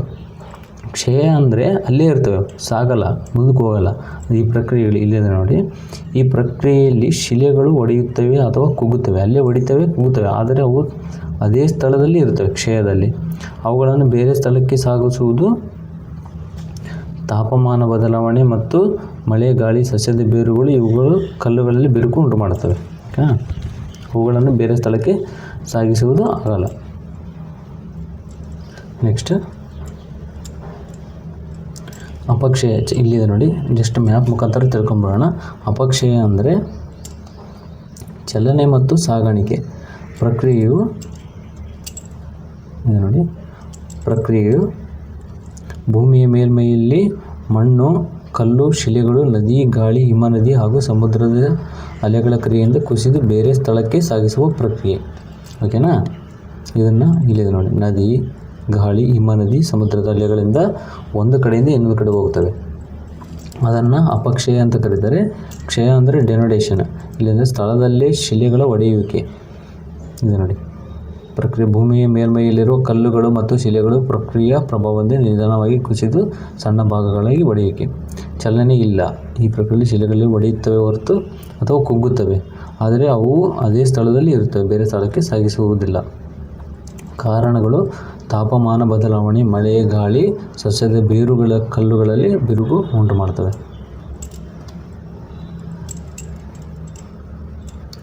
ಇದಕ್ಕೆ ಬರಲ್ಲ, ಆ್ಯಕ್ಚುಲಿ ಪ್ರಾಕೃತಿಕ ಭೂಗೋಳಶಾಸ್ತ್ರಕ್ಕೆ ಬರುತ್ತೆ. ಜಸ್ಟ್ ಹಾಕಿದೆ ನಿಮಗೆ 200 ಮಿಲಿಯನ್ ವರ್ಷಗಳ ಹಿಂದೆ ಮೂಲ ಗೊಂಡ್ವಾನ. ಇದು ಜಸ್ಟ್ ನಮ್ಮ ಕೆಳಗಿದೆ ಇದೆಯಲ್ಲ, ಅಂದರೆ ರೆಡ್ ಕಲರ್ ಇದೆಯಲ್ಲ, ಇದು ಗೊಂಡ್ವಾನ. ಓಕೆನಾ.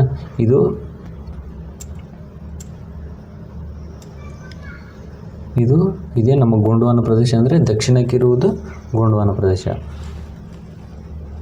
ಹಾಕಿದ್ದೀನಿ ನೋಡಲಿ ಅಂತಂದು. ಈ ರೀತಿಯಾಗಿ ಇಲ್ಲಿ ಹೊಡೆದಿದೆ ನೋಡಿ, ಇಲ್ಲಿದೆಲ್ಲ ಈ ರೀತಿಯಾಗಿ ಅಟ್ಯಾಚ್ ಆದಾಗ ಇಲ್ಲಿ ಬಿರುಕು ಬಿಟ್ಟಿದೆ. ಈ ಬಿರುಕು ಬಿಟ್ಟಿದ್ದು ಭಾರತದ ಉತ್ತರ ಭಾರತ ಮೈದಾನ, ಮೇಲಿರುವುದು ನಮ್ಮ ಹಿಮಾಲಯ ಪರ್ವತ. ಡೆಕ್ಕನ್ ಡ್ರಾಪ್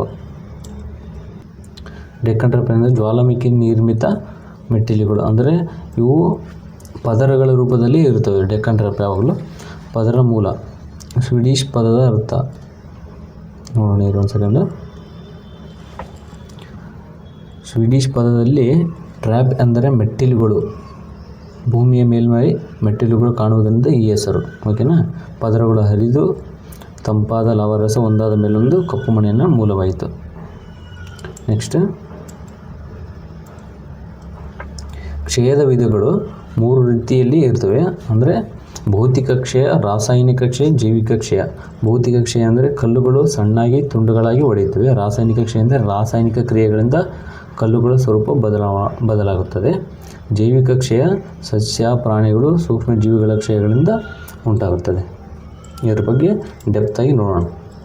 ಇದು ಮುಖ್ಯವಾಗಿ ದಕ್ಷಿಣ ಭಾರತದ ಪೀಠಭೂಮಿಯಲ್ಲಿ ಪೆನಿನ್ಸುಲರ್ ಪ್ಲೇಟ್ ಕಂಡುಬರುತ್ತದೆ. ಇದು ಪ್ರೀ ಕ್ಯಾಂಬ್ರಿಯನ್ ಯುಗದಲ್ಲಿ ರೂಪುಗೊಂಡ ಭೂಭಾಗವಾಗಿದೆ. ಈ ಭೂಪ್ರದೇಶವು ಬಹಳ ಸ್ಥಿರವಾಗಿದ್ದು ದೊಡ್ಡ ಭೂಗರ್ಭ ಚಲನೆಗಳು ಕಡಿಮೆ ಸಂಭವಿಸಿವೆ. ಅಂದರೆ ಇಲ್ಲಿ ಅತಿ ಹೆಚ್ಚಾಗಿ ಏನಾಗಲ್ಲ, ಭೂಕಂಪಗಳು ಕಡಿಮೆ ಸಂಭವಿಸ್ತವೆ. ಅತಿ ಹೆಚ್ಚು ಭೂಕಂಪಗಳು ಸಂಭವಿಸುತ್ತವೆ. ಈ ಪ್ರದೇಶವು ಬಹಳ ಸ್ಥಿರವಾಗಿರುತ್ತೆ, ಅಂದರೆ ಚಲನೆಗಳು ಕಡಿಮೆ. ಕಾಲ, ಏಜ್, ಯಾವಾಗ ಇದು ಹುಟ್ಟುಗೋತು ಅಂತಂದರೆ ಭಾರತದ ಪರ್ಯಾಯ ಪ್ರಸ್ಥಭೂಮಿ ಸುಮಾರು 250ರಿಂದ 350 ಕೋಟಿ ವರ್ಷಗಳು ಹಳೆಯದು ಎಂದು ವಿಜ್ಞಾನಿಗಳು ಹೇಳುತ್ತಾರೆ. ಇದು ಭೂಮಿಯ ಅತ್ಯಂತ ಹಳೆಯ ಸ್ಥಿರ ಭೂಖಂಡ, ಸ್ಟೇಬಲ್ ಲ್ಯಾಂಡ್ ಮಾಸ್. ಇತರ ಹೆಸರುಗಳು, ಭಾರತದ ಪರ್ಯಾಯ ಪ್ರಸ್ಥಭೂಮಿಯನ್ನು ವಿವಿಧ ಹೆಸರುಗಳಿಂದ ಕರೆಯುತ್ತಾರೆ. ಪೆನಿನ್ಸುಲರ್ ಭೂಮಿ, ದಕ್ಷಿಣ ಭಾರತೀಯ ಪೀಠಭೂಮಿ, ಪುರಾತನ ಕ್ರಿಸ್ಟ್ ಲೈನ್ ಭೂಭಾಗ ಅಂತಲೂ ಕರೀತಾರೆ. ಏನ್ಸಿಯಂಟ್ ಕ್ರಿಸ್ಟ್ ಲೈನ್ ಶೆಲ್ಡ್, ಭಾರತೀಯ ಶೆಲ್ಡ್, ಇಂಡಿಯನ್ ಶೆಲ್ಡ್ ಅಂತಲೂ ಕರೀತಾರೆ. ಪರ್ಯಾಯ ಪ್ರಸ್ಥಭೂಮಿ ವಿಂಗಡಣೆ ಆಗೋದು ನರ್ಮದಾ ನದಿ ಇದೆಲ್ಲ ಇಲ್ಲಿ ಆಗಲೇ ಮ್ಯಾಪ್ನಲ್ಲಿ ನೋಡಿ, ಅದು ಡಿವೈಡ್ ಆಗುತ್ತೆ. ಪರ್ಯಾಯ ಪ್ರಸ್ಥಭೂಮಿ ಮತ್ತು ಉತ್ತರ ಭಾರತದ ಮೈದಾನ ಡಿವೈಡ್ ಆಗುತ್ತೆ. ನೆಕ್ಸ್ಟು, ಭೂಪ್ರದೇಶವು ಹೇಗೆ ರೂಪುಗೊಳ್ಳುತ್ತದೆ ಎಂಬುದನ್ನು ಅಧ್ಯಯನ ಮಾಡುವ ವಿಜ್ಞಾನವನ್ನು ಭೂ ಆಕಾರ ವಿಜ್ಞಾನ ಎಂದು ಕರೆಯುತ್ತಾರೆ. ಅಂದರೆ ಜಿಯೋಮಾರ್ಫಾಲಜಿ ಅಂತಲೂ ಕರೀತಾರೆ. ಭೂಪ್ರದೇಶವು ಹೇಗೆ ರೂಪುಗೊಳ್ಳುತ್ತದೆ ಎಂಬ ಅಧ್ಯಯನ ಜಿಯೋಮಾರ್ಫಾಲಜಿ. ಇಂಥವೆಲ್ಲ ನೆನಪಿಟ್ಕೋಬೇಕು. ಈ ವಿಜ್ಞಾನದಲ್ಲಿ ಅಪಕ್ಷಯ ಚಕ್ರ, ಸೈಕಲ್ ಎರೋಸಿಯನ್ ಎಂಬ ಸಿದ್ಧಾಂತ ಮೂಲಕ ಪರ್ಯಾಯ ಪ್ರಸ್ಥಭೂಮಿ ನಿರ್ಮಾಣವನ್ನು ವಿವರಿಸಲಾಗಿದೆ.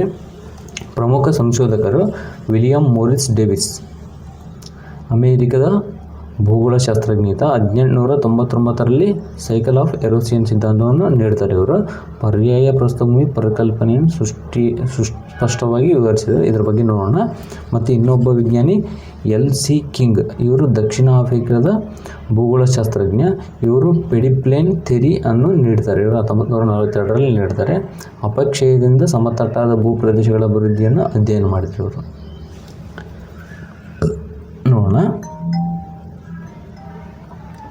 ಸೈಕಲ್ ಆಫ್ ಎರೋಸಿಯನ್ ಪ್ರಮುಖ ಹಂತಗಳು ಇಲ್ಲಿದೆ ನೋಡಿ. ನಿಮ್ಮ ರೈಟ್ ಸೈಡ್ಗೆ ಇಮೇಜ್ ಹಾಕಿದ್ದೀನಿ. ಅದರ ಹೇಗೆ ರೂಪುಗೊಂಡಂತ ನೋಡೋಣ. ಅದಕ್ಕಿಂತ ಮುಂಚೆ ಯೌವನ ಹಂತ ಅಂದರೆ ಮೊದಲು ಹೇಗಿತ್ತಂದರೆ ಭೂಭಾಗ ಹೊಸದಾಗಿ ಮೇಲಕ್ಕೆ ಎತ್ತಲ್ಪಟ್ಟಿರುತ್ತದೆ, ಅಂದರೆ ಎತ್ತರ ಇರ್ತವೆ. ಆವಾಗ ನಮ್ಮ ಪರ್ಯಾಯ ಪ್ರಸ್ಥಭೂಮಿ ಇದೆಯಲ್ಲ, ಮೊದಲು ರೂಪುಗೊಂಡಾಗ ಹೇಗಿತ್ತು ಅಂದರೆ ಮೊದಲದಾಗಿ ಫುಲ್ಲು ಎತ್ತರ ಇರ್ತವೆ. ನದಿಗಳ ಹರಿವು ತುಂಬ ವೇಗವಾಗಿರುತ್ತದೆ. ಯಾಕಂದರೆ ಎತ್ತರವಾಗಿದ್ದಾಗ ಅತಿ ಆಳವಾಗಿದ್ದಲ್ಲಿ ಅಲ್ಲಿ ನದಿಗಳ ಹರಿವು ವೇಗವಾಗಿರುತ್ತದೆ. ಆಳವಾದ ಕಣಿವೆಗಳು ವಿ ಶೇಪ್ ವ್ಯಾಲೀಸ್ ನಿರ್ಮಾಣವಾಗಿರ್ತವೆ. ಪರ್ವತಗಳು ತುಂಬ ಎತ್ತರವಾಗಿರುತ್ತವೆ. ನೆಕ್ಸ್ಟ್ ಅದಾದ ತಕ್ಷಣ ಸ್ವಲ್ಪ ಅಂದರೆ ಮೀಡಿಯಮ್ ಅಂದರೆ ಸ್ವಲ್ಪ ಅತಿ ವರ್ಷಗಳು ಕಳೆದ ಮೇಲೆ ಪರಿಪಕ್ವ ಹಂತ ಅಂದರೆ ಮೆಚೂರ್ ಸ್ಟೇಜ್ಗೆ ಬಂದಾಗ ಪರ್ವತಗಳ ಎತ್ತರ ಕಡಿಮೆ ಆಗಿರುತ್ತೆ. ಸ್ವಲ್ಪ ಇಲ್ಲಿದೆ ನೋಡಿ, ಮೊದಲು ಯೌವನ ಹಂತ ಇಲ್ಲಿದೆ ಅಲ್ಲ, ಇದು ಯೌವನ ಹಂತ. ಓಕೆನಾ. ಇಲ್ಲಿ ಏನಿರ್ತದೆ, ಅತಿ ಎತ್ತರದ ಪರ್ವತಗಳು ಹಾಗೂ ಸ್ಪೀಡಾಗಿ ಹರಿತಾ ಇರ್ತವೆ ನದಿಗಳು. ವಿ ಶೇಪ್ ವ್ಯಾಲೀಸ್ ಕೂಡ ಇರ್ತವೆ ಇಲ್ಲಿ. ಆದರೆ ಇಲ್ಲಿ ಪರ್ವತಗಳ ಎತ್ತರ ಕಡಿಮೆ ಆಗಿರುತ್ತದೆ, ಕಣಿವೆಗಳು ಅಗಲವಾಗಿರುತ್ತವೆ. ಇಲ್ಲಿದೆ ನೋಡಿ, ಪರ್ವತ ಎತ್ತರ ಕಡಿಮೆ ಮತ್ತು ಕಣಿವೆಗಳು ಅಗಲವಾಗಿರುತ್ತವೆ. ಸ್ವಲ್ಪ ನದಿಗಳು ತಿರುಗುತ್ತಾ ಹರಿಯುತ್ತವೆ ಮತ್ತು ಭೂಪ್ರದೇಶದಲ್ಲಿ ಸಮತಟ್ಟಾಗಲು ಆರಂಭವಾಗುತ್ತೆ. ಆವಾಗ ಸಮತಟ್ಟವಾಗಿ ಆರಂಭಗಳು ಸ್ಟಾರ್ಟ್ ಆಗುತ್ತೆ. ನೆಕ್ಸ್ಟ್ ಕೊನೆಯ ಹಂತದಲ್ಲಿ ಹೇಗಿರುತ್ತೆ ಅಂದರೆ ಅಪಕ್ಷಯ ಕ್ರಿಯೆ ಬಹಳ ಕಾಲ ನಡೆದಿರುತ್ತೆ. ಅಂದರೆ ಅಪಕ್ಷಯ ಕ್ರಿಯೆ ಹೇಳಿದ್ನಲ್ಲ, ನೀರಿನ ಹರಿವು, ಗಾಳಿ, ಭೂಪ್ರದೇಶ ಅಂದರೆ ಸಮುದ್ರದ ಅಲೆಗಳು ಬಡಿದು ಈ ಬಹಳ ಕಾಲ ನಡೆದ ಮೇಲೆ ಬಹುತೇಕ ಭೂಭಾಗ ಸಮತಟ್ಟಾಗಿರುತ್ತೆ. ಕೆಲವು ಅವಶಿಷ್ಟ ಗುಡ್ಡಗಳು ಮಾತ್ರ ಉಳಿದಿರ್ತವೆ. ಇಲ್ಲಿದೆ ನೋಡಿ, ಮೂರನೇ ಹಂತ. ಕೆಲವು ಗುಡ್ಡಗಳು ಮಾತ್ರ ಉಳಿದಿರುತ್ತೆ. ಆದಷ್ಟು ಸಮತಟ್ಟಾದ ಮೈದಾನವು ನಿರ್ಮಾಣ ಆಗಿಬಿಡುತ್ತೆ. ಇದರಿಂದ ಪರ್ಯಾಯ ಪ್ರಸ್ಥಭೂಮಿ ಪೆನಿಪ್ಲೇನ್ ನಿರ್ಮಾಣವಾಗುತ್ತೆ. ಇಲ್ಲಿದೆ ನೋಡಿ, ಪರ್ವತಗಳ ಎತ್ತರ ಕಡಿಮೆ ವೃದ್ಧ ಅಂತ ಬಹುತೇಕ ಭೂಭಾಗ ಸಮತಟ್ಟಾಗುವ ಪ್ರಕ್ರಿಯೆ. Next pediplain theory. ಇದು ಈ ಸಿದ್ಧಾಂತದ ಪ್ರಕಾರ ಪರ್ವತಗಳ ಅಡಿಭಾಗದಲ್ಲಿ ಉಂಟಾಗುವ ಪೆಡಿಮೆಂಟ್ಗಳು ನಿಧಾನವಾಗಿ ವಿಸ್ತಾರವಾಗುತ್ತಾ ಒಂದಕ್ಕೊಂದು ಸೇರುವುದರಿಂದ ಪೆಡಿಪ್ಲೇನ್ ಎಂಬ ಸಮತಟ್ಟಾದ ಪ್ರದೇಶ ನಿರ್ಮಾಣ ಆಗುತ್ತೆ. ಇದರ ಪ್ರಮುಖ ಅಂಶಗಳೆಂದರೆ ಪೆಡಿಮೆಂಟ್ ಪರ್ವತಗಳ ಅಡಿಯಲ್ಲಿ ಇರುವ ಸ್ವಲ್ಪ ಇಳಿಜಾರಿನ ಸಮತಟ್ಟಾದ ಪ್ರದೇಶ. ಪೆಡಿಪ್ಲಿನೇಷನ್ ಅಪಕ್ಷಯದಿಂದ ಪೆಡಿಮೆಂಟ್ ಪ್ರದೇಶಗಳು ವಿಸ್ತಾರವಾಗುವ ಪ್ರಕ್ರಿಯೆ. ಪೆಡಿಪ್ಲೇನ್ ಇದನ್ನು ಕೂಡ ಮ್ಯಾಪ್ ಮುಖಾಂತರ ನಿಮಗೆ ಎಕ್ಸ್ಪ್ಲೇನ್ ಮಾಡ್ತೀನಿ. ಅನೇಕ ಪೆಡಿಮೆಂಟ್ಗಳು ಒಂದಕ್ಕೊಂದು ಸೇರಿ ರೂಪುಗೊಳ್ಳುವ ದೊಡ್ಡ ಸಮತಟ್ಟಾದ ಭೂಪ್ರದೇಶ. ಏಕೆಂದರೆ ಭಾರತದಲ್ಲಿ ಪರ್ಯಾಯ ಪ್ರಸ್ಥಭೂಮಿ ಮುಖ್ಯವಾಗಿ ಈ ಭಾಗಗಳಲ್ಲಿ ಕಂಡುಬರುತ್ತದೆ. ದಕ್ಷಿಣ ಭಾರತದ ಪೀಠಭೂಮಿ, ಕರ್ನಾಟಕ ಪೀಠಭೂಮಿ, ಮಹಾರಾಷ್ಟ್ರ ಭಾಗಗಳು, ತೆಲಂಗಾಣ ಮತ್ತು ಆಂಧ್ರ ಪ್ರದೇಶದ ಭೂಭಾಗಗಳು, ಮಧ್ಯ ಭಾರತದ ಪೀಠಭೂಮಿ. ಈ ಭಾಗಗಳು ಲಕ್ಷಾಂತರ ವರ್ಷಗಳ ಅಪಕ್ಷಯದ ಸಮತಟ್ಟಾದ ಸ್ವರೂಪ ಪಡೆದಿವೆ. ಮ್ಯಾಪ್ ಮುಖಾಂತರ ನೋಡೋಣ. ಪೆಡಿಪ್ಲೇನ್ ಸಿದ್ಧಾಂತ ಇಲ್ಲಿದೆ ನೋಡಿ, ಇಲ್ಲಿದಾವಲ್ಲ, ಇದು ಪೆಡಿಮೆಂಟ್. ಇದು ಪೆಡಿಪ್ಲೇನ್ ಸಮತಟ್ಟಾದ ಮೈದಾನ. ಈ ಸಿದ್ಧಾಂತಗಳ ಪ್ರಕಾರ ಪರ್ವತಗಳ ಅಡಿಭಾಗದಲ್ಲಿ ಉಂಟಾಗುವ ಪೆಡಿಮೆಂಟ್ಗಳು ನಿಧಾನವಾಗಿ ವಿಸ್ತಾರವಾಗುತ್ತಾ ಒಂದಕ್ಕೊಂದು ಸವಿಯುವುದರಿಂದ ಪೆಡಿಪ್ಲೇನ್ ಎಂಬ ಸಮತಟ್ಟಾದ ಪ್ರದೇಶ ನಿರ್ಮಾಣ ಆಗುತ್ತೆ. ಅಂದರೆ ವಾಯುಗುಣ ಬದಲಾವಣೆಯಿಂದ ಮತ್ತು ಗಾಳಿ ಮತ್ತು ಮಳೆಯಿಂದ ಅಲ್ಲೇ ನಿರ್ಮಾಣ ಆಗುತ್ತವೆ. ಅಂದರೆ ಇವು ಮುಂದಕ್ಕೆ ಸಾಗೋಲ್ಲ, ಅಷ್ಟೇ ಅಲ್ಲೇ ವಿಸ್ತಾರವಾಗುತ್ತಾ ರಚನೆ ಆಗುತ್ತವೆ. ಇಲ್ಲಿ ಕೆಳಗಿದೆ ನೋಡಿ, ಇದು ನಿಮಗೆ ಫುಲ್ ಕ್ಲಿಯರಾಗಿ ಬರುತ್ತೆ ನೋಡಿ. ಪೆಡಿಪ್ಲೇನ್ ರಚನೆಯ ಪ್ರಕ್ರಿಯೆ ಹೇಗಿರುತ್ತೆ ಅಂದರೆ ಪೆಡಿಮೆಂಟ್ ಪರ್ವತಗಳ ಅಡಿಯಲ್ಲಿ ಬರುವ ಸ್ವಲ್ಪ ಇಳಿಜಾರಿನ ಸಮತಟ್ಟಾದ ಪ್ರದೇಶ. ನೆಕ್ಸ್ಟ್ ಅಪಕ್ಷಯದಿಂದ ಪೆಡಿಮೆಂಟ್ ಪ್ರದೇಶಗಳು ವಿಸ್ತಾರವಾಗುವ ಪ್ರಕ್ರಿಯೆ. ಇಲ್ಲಿದೆ ನೋಡಿ, ಈ ಗುಡ್ಡ ಇದೆಯಲ್ಲ, ಬರ್ತಾ ಕಡಿಮೆ ಆಗ್ತಾ ಬರ್ತದೆ. ಕೆಳಗಿನ ಪ್ರದೇಶ ವಿಸ್ತಾರವಾಗುತ್ತಾ ಹೋಗುತ್ತದೆ. ಓಕೆನಾ. ಮೂರನೇದಾಗಿ ಇದೆ ನೋಡಿ, ಒಂದಕ್ಕೊಂದು ಸೇರಿ ರೂಪುಗೊಳ್ಳುವ ದೊಡ್ಡ ಸಮತಟ್ಟಾದ ಭೂಪ್ರದೇಶ.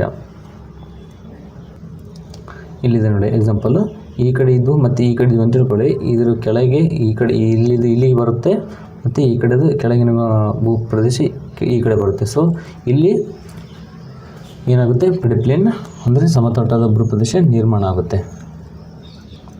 ನೆಕ್ಸ್ಟ್ ಇವಕ್ಕೆ ಪೆಡಿಪ್ಲೇನ್ಗೆ ಮೇನ್ ಕಾರಣ ಅಂತಂದರೆ ಹೇಳಿದ್ನಲ್ಲ ಆಗಲೇ, ಮಳೆ ಮತ್ತು ಸಸ್ಯಗಳ ಕೆಳಗಿನ ಬೇರುಗಳಿಂದ ಹೊಡಿತವೆ. ಏನು, ಒಂದು ಕಲ್ಲು ಬಂಡೆ ಇಲ್ಲಿ ಸಸ್ಯ ಹಚ್ಚಿದರೆ ಈ ಕಲ್ಲು ಬಂಡೆ ಹೊಡೆಯುತ್ತೆ. ಸೊ ಅದು ಮೇನ್ ಕಾರಣ. ಮತ್ತು ಗಾಳಿ, ಹೀಗೆ ಇನ್ನೂ ಹಲವು ಕಾಣುತ್ತವೆ. ಮಧ್ಯ ಎತ್ತರದ ಪ್ರದೇಶಗಳು ಹೊಡೆದ ಚಿತ್ರಣ ಅಂದರೆ ಇದು ಮಧ್ಯಪ್ರದೇಶ. ಬುಂದೇಲ್ಖಂಡ ಇಲ್ಲಿ ಬರುತ್ತೆ ಮತ್ತು ಬಾಗೇಲ್ಖಂಡ ಇಲ್ಲಿ ಬರುತ್ತೆ. ಮಾಳ್ವಾ ಪ್ರಸ್ಥಭೂಮಿ ಇಲ್ಲಿ ಬರುತ್ತೆ. ಇದನ್ನು ಛೋಟಾನಾಗ್ಪುರ ಪ್ರಸ್ಥಭೂಮಿ ಅಂತ ಈ ಕಡೆ ಬರುತ್ತೆ, ಸೈಡಿಗೆ ಇರುತ್ತಲ್ಲ ಈ ಪ್ರದೇಶದಲ್ಲಿ.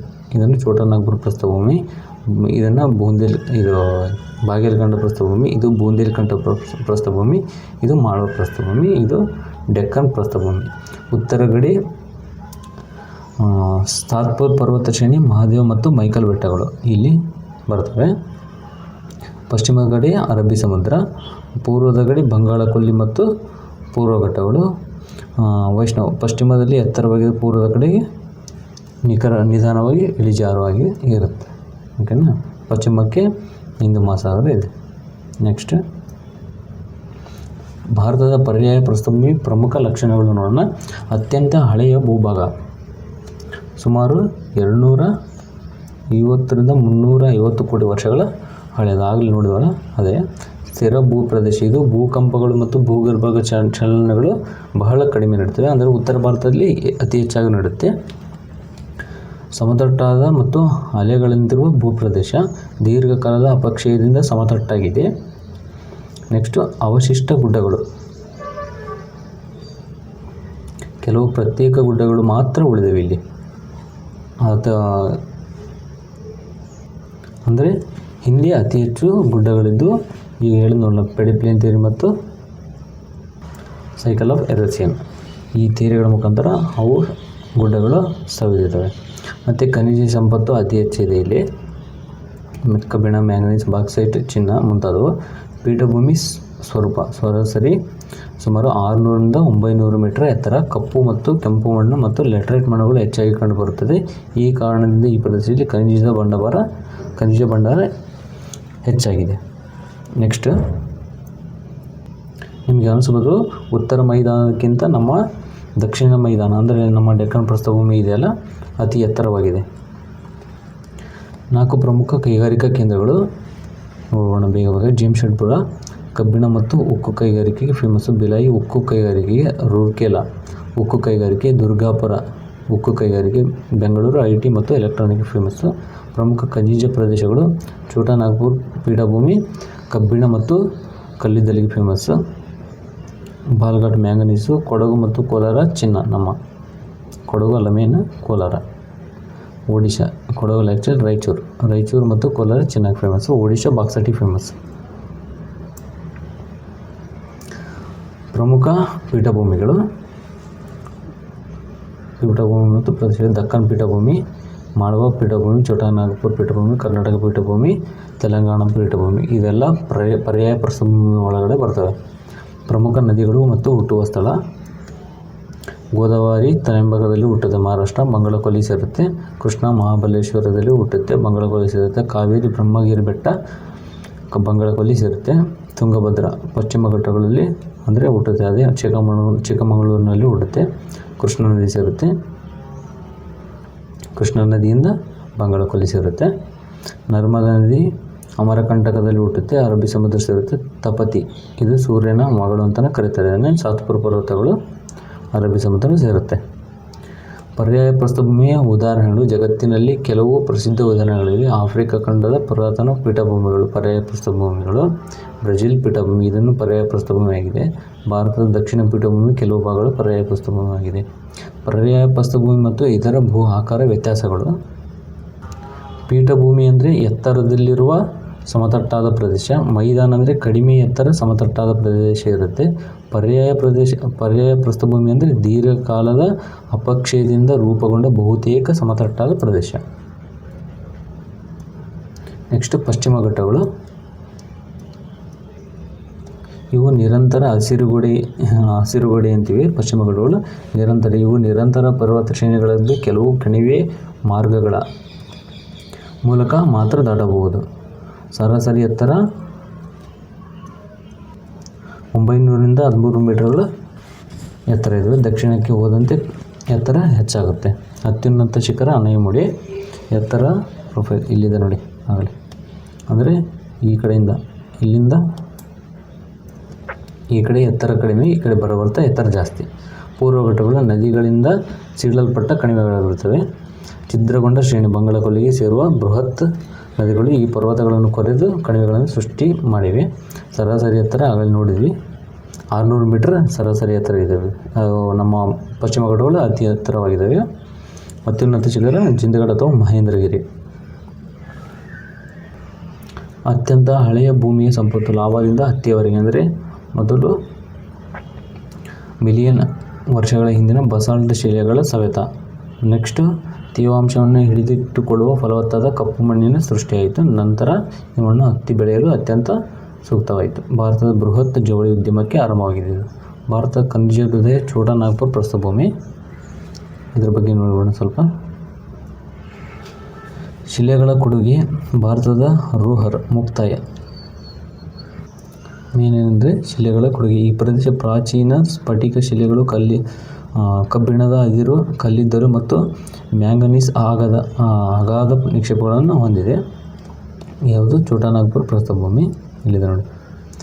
ಭಾರತದ ರೂರ್ ಅಂತ ಯಾಕೆ ಕರೀತಾರೆ ಅಂದರೆ ಈ ಖನಿಜ ಸಂಪತ್ತಿನ ಕಾರಣದಿಂದಲೇ ಛೋಟಾ ನಾಗ್ಪುರ್ ಪ್ರದೇಶವು ಭಾರತದ ಉಕ್ಕು ಮತ್ತು ಭಾರೀ ಕೈಗಾರಿಕೆಗಳಿಗೆ ಕೇಂದ್ರವಾಗಿದೆ. ಸೊ ಅದಕ್ಕಾಗಿ ಇದನ್ನು ಭಾರತದ ರೂರ್ ಅಂತ ಕರೀತಾರೆ. ಓಕೆನಾ? ನೆಕ್ಸ್ಟ್ ಇಲ್ಲಿಗೆ ಮುಗೀತು. ಇವತ್ತಿನ ಕ್ಲಾಸ್ ನಿಮಗೆ ಯೂಸ್ಫುಲ್ ಅನಿಸಿದರೆ ನಮ್ಮ ಚಾನಲ್ ಸಬ್ಸ್ಕ್ರೈಬ್ ಮಾಡಿ, ಲೈಕ್ ಮಾಡಿ, ಶೇರ್ ಮಾಡಿ. ಆವಾಗ ಥ್ಯಾಂಕ್ ಯು ಆಲ್.